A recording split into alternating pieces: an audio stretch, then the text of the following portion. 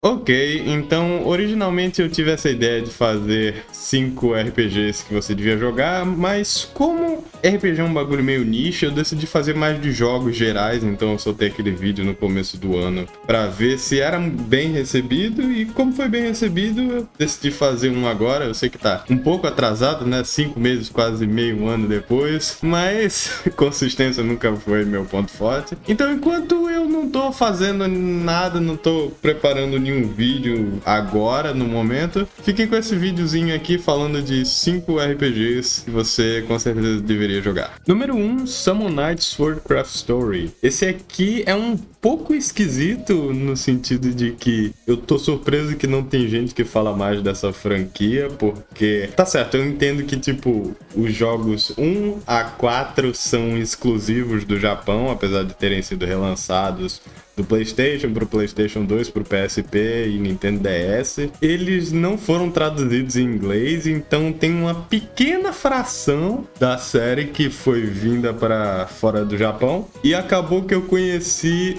Summon Night pela série spin-off que é Swordcraft Story, lançada para Game Boy Advance. O Summon Night original, ele parece um pouco mais com Disgaea e um RPG mais de tático, com os bloquinhos e tal, mas esse Swordcraft Story, o gameplay dele é mais focado em um nível que eu nunca vi antes em um RPG, parece mais um Grand Chase da vida. Quando você entra num encontro aleatório, a perspectiva muda para um 2D mais estilizado, e aí você pode atacar com as suas armas livremente, como se fosse um jogo side-scroller normal. E sim, eu disse armas, porque nesse jogo um dos grandes fatores dele é que você é um ferreiro, então você pode meio que tipo matar monstros na dungeon, craftar itens, pegar materiais e aí fazer suas próprias armas. E não são só espadas, você pode alternar. Você quer fazer uma espada, uma lança, um soqueiro, um arco e flecha. Você pode fazer até uma furadeira, você põe uma furadeira na mão e você faz... É muito divertido experimentar com os diferentes tipos de armas. Todos eles são válidos, apesar de ter um gameplay diferente para cada um. Você também tem um acesso de mágica, isso que eu achei interessante. Você faz um teste de personalidade nesse jogo e quando você termina, você ganha um espírito que te ajuda a melhorar as suas ferramentas, a fazer as armas sendo ferreiro. E com eles você vai ganhando mais poderzinhos e mágicas para você usar durante o gameplay. E a história meio que tem um aspecto dating sim, tipo, com cada noite que se passa, você pode passar com uma pessoa diferente. E a pessoa que você passar mais tempo com vai virar meio que o seu ending do jogo. Vai ser quem vai aparecer junto do seu lado no epílogo. A história é algo bem simples. Você é filho de um ferreiro e o seu pai morreu. Ele era o grande lendário ferreiro da cidade. Então eles fazem meio que um torneiozinho para os jovens verem se eles vão virar adultos e conseguem virar grandes ferreiros sozinhos e ganhar a grande renomação da cidade. É meio que um arco de torneio num jogo. O que eu acho legal, já que eu geralmente curto arco de torneio em anime e jogo, etc. O jogo não é muito difícil, ele é bem fácil, na verdade. A diversão tá mais na história e no quanto de coisa que você pode usar, meio que um canivete suíço de armas para você experimentar durante o jogo. Eu recomendo mais o 2 do que o 1, eu acho que ele tem uma história um pouco mais legal e o cenário é um pouco mais diferente, além de ser só dungeon, dá pra ver um pouco mais de liberdade visual. E é isso, eu espero que eu possa jogar mais desses jogos de Summon Night se um dia eles vierem traduzidos, mas sei lá, acho que eu só vou poder jogar o 1, o 2 e o Summon Night 5, pelo que eu tô vendo. Uma coisa que eu gosto bastante e muito em recomendar RPGs é que quando você gosta de um da série é só ir jogar os outros, como é no caso de Summon Night, mesmo você tendo apenas 1 ou 2, 3 opções, eu me poupo bastante em falar de jogos similares, já que tem a série inteira para você jogar. E falando em séries inteiras para você jogar, o segundo jogo que eu vou falar hoje é Atelier Iris 2. Por que Atelier Iris 2 se tem um 1, 2 e 3 pro PS2? Bem, é esquisito. meio que cronologicamente o 2 acontece primeiro, mas as histórias elas não se conectam muito a ponto de você perder muita coisa se não jogar da forma cronológica. Mas ainda assim é um jogo muito legal. Eu me lembro que foi um dos poucos jogos que eu tinha na época do PS2. O PS2 que não era meu, na verdade, era da minha irmã. E ela era basicamente uma máquina de Fatal Frame e Atelier Iris, porque eram os únicos jogos que ela comprou na época. Então não tinha nenhum GTA San Andreas, nenhum Devil May Cry, nenhuma coisa dessas mais normais. Mas acabou que a gente conheceu esse tal de Atelier Iris. E eu gostei muito da estética desse jogo. Eu jogava, assistia ela jogar e acompanhava a história, muito legal. Lembra muito Ragnarok, olhando assim os sprites e como tudo tem essa perspectiva 2.5D.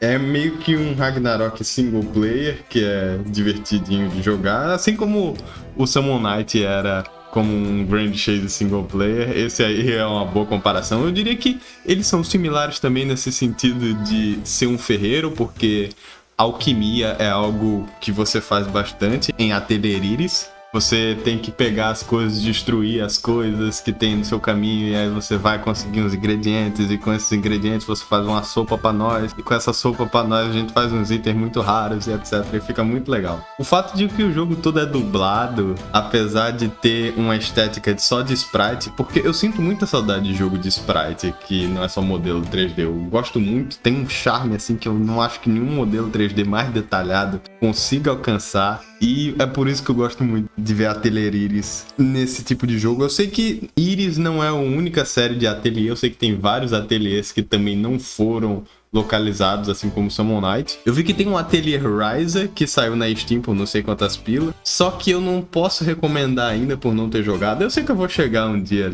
nos jogos de Atelier Ryza, mas por enquanto Atelier Iris é o que eu recomendo. A história em si é bem simples, mas os personagens são bem carismáticos. Basicamente se passa com uma perspectiva em cima de um continente sobre as nuvens e o outro lá embaixo, de uma menina que caiu lá e ela tá procurando um amigo dela que mora lá no céu, e eles estão vendo se eles conseguem se encontrar, e é muito legal ver como essa história se desenvolve. Eu tô tentando passar por cima pra não dar muito spoiler, porque eu realmente quero que você acompanhe sozinho e veja o desenvolver da história. O gameplay no 2 também é muito bom, porque você tem vários personagens para escolher e você pode trocar os personagens durante a batalha quando você quiser. Isso dá uma dinâmica muito mais legal. Enfim, joguem Atelier Iris, muito bom.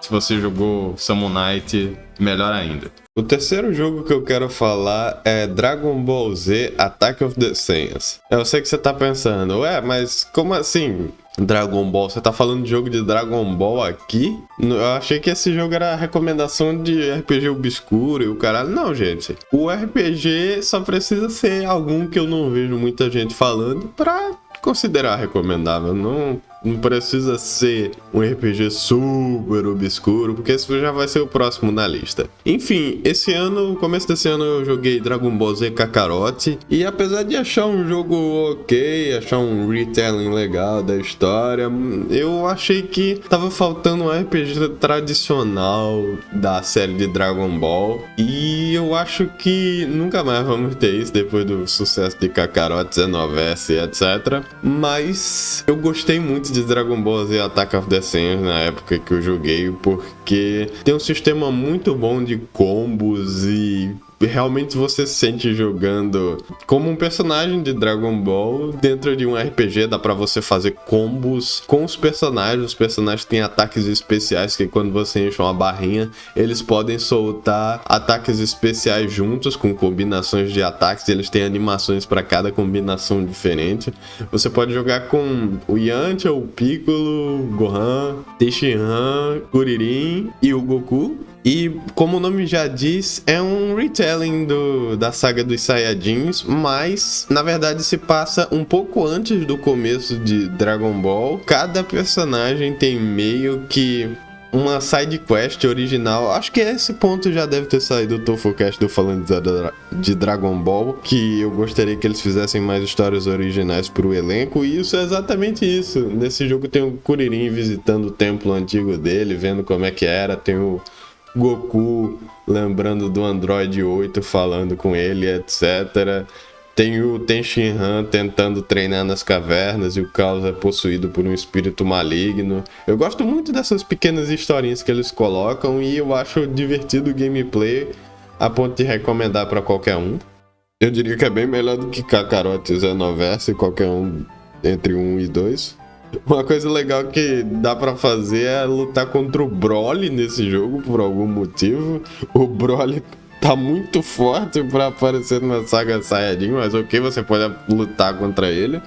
E o legal é que depois que o pessoal morre na saga dos Saiyajins, você simplesmente pode ressuscitar eles pra usar dentro do jogo, temporariamente, usando a vovó Uranai. Então não é como se você upasse todos os personagens só pra perder. E é engraçado que tem um vídeo do Team 4-Star, os criadores de Dragon Ball Z Abridged, de que eles lutaram contra o Broly só usando o Yantia, que geralmente parece uma piada, mas o Yantia é um personagem bem forte com a build certa, você consegue fazer, ele é um dos personagens mais rápidos do jogo. Aí tem um vídeo de não sei quantos minutos do Yantia no level máximo tentando solar o Broly, quando nesse jogo você pode lutar com todo mundo no seu time junto. E eles fizeram só pelo desafio mesmo, eu achei isso genial. A pena que esse jogo nunca teve uma sequência, porque eu gostaria muito de ver a saga do Freeza, Cell, etc. nesse formato. Mas o jogo saiu em 2009, em pleno 2021, duvido que vai ser uma sequência. Enfim, né, tristeza, não era pra ser.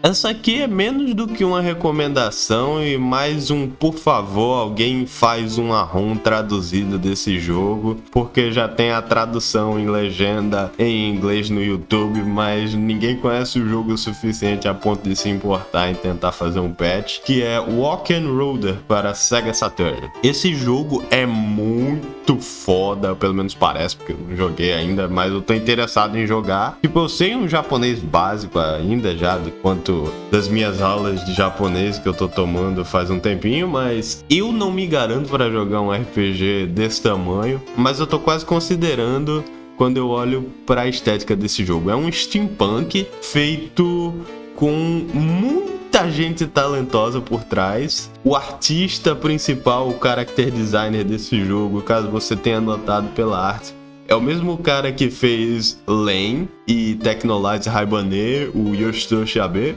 Eu gosto muito da sensação de solidão que ele põe nas artes. É algo que dá pra ver assim em cada trabalho dele. E o compositor da trilha sonora foi ninguém menos do que Ian fucking McDonald, da banda King Crimson.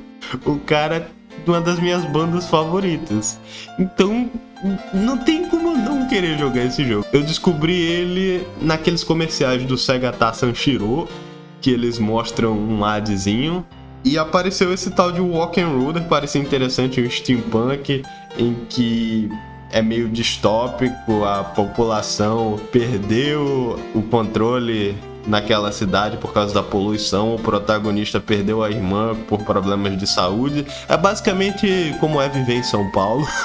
E aí um dos cidadãos ali fica puto e você tem que ir atrás do governador da cidade, tirar satisfação e possivelmente limpar a cidade de tanta poluição que eles estão fazendo com a produção de gás carbono na atmosfera. Eu gosto muito dessas paradas ambientalistas, por isso que eu ainda quero jogar Final Fantasy VII. Sim, não me apedrejem, eu ainda não joguei nenhum Final Fantasy até o final. Mas eu pretendo, não se preocupem. O gameplay, apesar de ser um RPG táticozinho, parece legal. É o que eu menos tenho vontade de jogar, esses tipo táticos, Shining Force, etc. Mas tô interessado. É incrível que com um time desses o jogo vendeu mal, ainda mais com o marketing do Sega Sanshiro, nosso deus ícone da Sega Sanshiro, mas não vendeu muito bem. Eu queria que ele virasse esse estado de cult clássico depois, anos depois, não importa quando, porque realmente parece muito bom. Alguém traduz essa merda, meu Deus do céu, traduz esse jogo. E o último jogo que eu tenho pra falar aqui é o Mega Man Star Force 1 ao 3. Eu tenho uma história engraçada com o Mega Man. Por algum motivo, em meados de 2017, 2018, eu decidi maratonar todos os jogos mainline de Mega Man que existiam. Mega Man clássico, Mega Man X, Mega Man Zero, Mega Man ZX. E eu acabei cansando no ZX, porque era um jogo pra caralho. Eu cheguei na conclusão de que Mega Man, apesar de ser bom, entrou em hiato, pararam de fazer jogo novo exatamente porque, apesar de ser uma fórmula boa que tinha um potencial, por ser uma série anual que toda hora tinha que fazer 5 jogos diferentes para cada série, o pessoal não conseguia inovar a tempo e acabou ficando repetitivo pra caramba a série a ponto de estagnar em ZX e ZX Advent, eu diria que é o ponto baixo da série. Eu simplesmente não tive vontade de jogar Legends ou Star Force, apesar de eu ter jogado 6 Battle Networks. Isso é interessante também. Star Force, na verdade, é uma sequência de Mega Man Battle Network. Se você já jogou os jogos de Mega Man Battle Network, você já sabe como é que funciona. Se você não jogou, é basicamente um sistema de grid, é um sistema de redezinhas de quadradinhos para você escolher, são um sistema de 6, você tem que escolher em onde lutar, por quê e como, usando o sistema de cartas. Você consegue ganhar dinheiro e cartas lutando contra inimigos aleatórios. Você ganha os poderes deles jogando e derrotando eles o mais rápido possível, assim como encontrando em lojas. Isso eu acho muito legal, o sistema diferente, não precisa pegar XP, você vai ganhando upgrades através de chips dentro dos jogos. E o pessoal tende a preferir Mega Man Battle Network do que Star Force, mas eu diria que Star Force é melhor do que Battle Network, para começar que não tem 6 jogos, então é bem menos cansativo de jogar.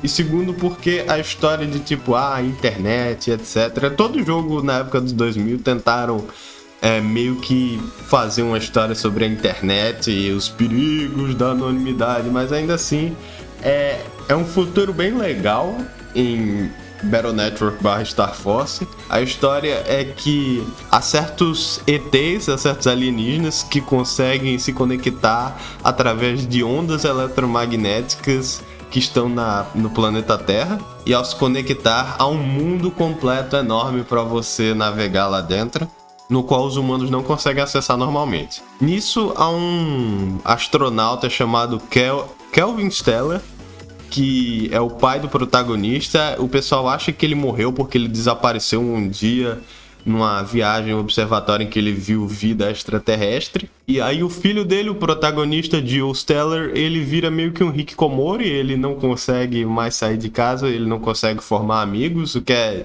esquisito porque o sistema do jogo inteiro se baseia em formar amigos. Quantos mais amigos você tem no seu Facebook online, mais você consegue ficar mais forte. E aí meio que tem essa dicotomia. Eu nunca esperei o Mega Man e Hikikomori de ser junto na mesma frase, mas funciona. Eu gosto muito do desenvolvimento do Gil.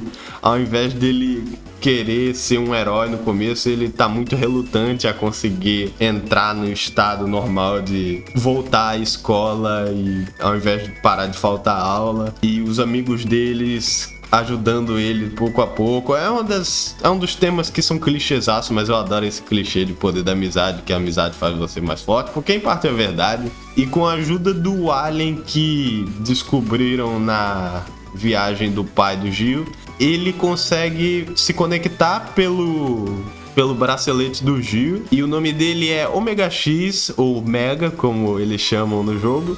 E se juntando, eles conseguem se fundir nas ondas eletromagnéticas e cuidar dos alienígenas que vão vir, como a forma do Mega Man. Enquanto eles se juntam e ficam mais fortes um com o outro, o Omega X, ele pensa em contar o que aconteceu com o pai do Gel enquanto eles lentamente ficam amigos. É uma história muito legal, eu gostei bastante, e o gameplay teve muitas melhoras no sistema do Battle Network, que era bem basicão, ficava cansativo até certo ponto jogar. Não que Star Force não seja também, tem muita pouca inovação para 3 jogos, mas ainda assim é um sucessor espiritual, uma das poucas franquias de Mega Man que teve um final, ao contrário de Mega Man X, que eu ainda tô esperando o jogo final, o Mega Man X9, só pela piada do X9. Mas enfim, eu gostei muito desse jogo e eu recomendo, assim como os outros Mega Mans. E esse foi o vídeo, galera. Obrigado por escutar até aqui. Não se esqueçam de dar like, se inscrever, ativar o sininho, essas paradas, compartilhar. E comente se você já conhecia esse jogo, se você pretende jogar esse jogo, tem algum interesse em alguma recomendação próxima que eu possa fazer.